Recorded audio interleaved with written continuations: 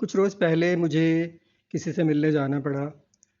میں گیا وہاں، کوئی پراپرٹی ڈیلر اور ایک اسٹمپ فروش بھی بیٹھے ہوئے تھے، اور وہاں باتیں ہو رہی تھیں کہ رجسٹری جو کروانی ہوتی ہے اس کا پروسیس جو ہے کتنا پیچیدہ بنا دیا گیا ہے۔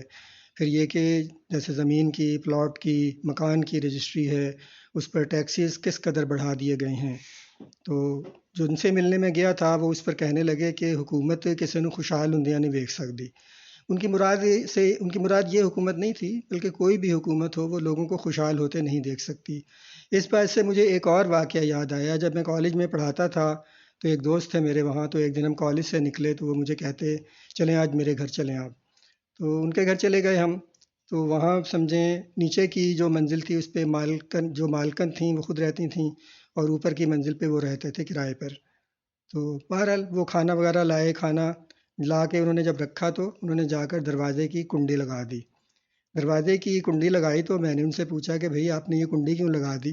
تو اس پر وہ کہنے لگے کہ بھئی یہ جو مالکن ہیں یہ نہ پوچھتی ہیں نہ اجازت لیتی ہیں، اور گھر میں بس دھڑ سے داخل ہو جاتی ہیں۔ کوئی بھی دروازہ کھلا ہو، کوئی بھی کمرہ کھلا ہو، وہ آ جاتی ہیں، اور اگر فرض کریں وہ دیکھ لیں کہ ہم کوئی اچھی چیز کھا رہے ہیں تو اس پر وہ کہتی ہیں کہ بھئی آپ کا تو کرایہ بڑھانا چاہیے۔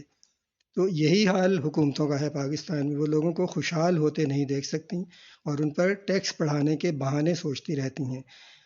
اور میں ایک پہلے ویڈیو میں یہ بات کر چکا ہوں کہ جو سمجھیں معاشی بحران کا رونا رویا جا رہا ہے، یہ معاشی بحران حکومتوں کا پیدا کیا ہوا ہے، لوگوں کا پیدا کیا ہوا نہیں ہے۔ حکومتوں نے اس معاشی بحران کو پیدا کیا ہے، وہ خود اسے بھگتیں، لیکن اس معاشی بحران کی ذمہ داری حکومتیں لوگوں پر ڈال رہی ہیں، شہریوں پر ڈال رہی ہیں، اور ان کے ٹیکس بڑھا رہی ہیں۔ پٹرول پر، بجلی پر، گیس پر ٹیکسز بڑھائے جا رہے ہیں، مختلف طرح کے ان کے جو ریٹس ہیں وہ بڑھائے جا رہے ہیں۔ تو بھئی یہ حکومت کا معاشی بحران ہے، اسے لوگوں کے کندھے پہ نہ ڈالیں، اسے آپ خود بھگتیں اور اپنے اخراجات کم کریں۔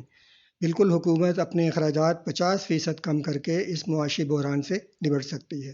شکریہ۔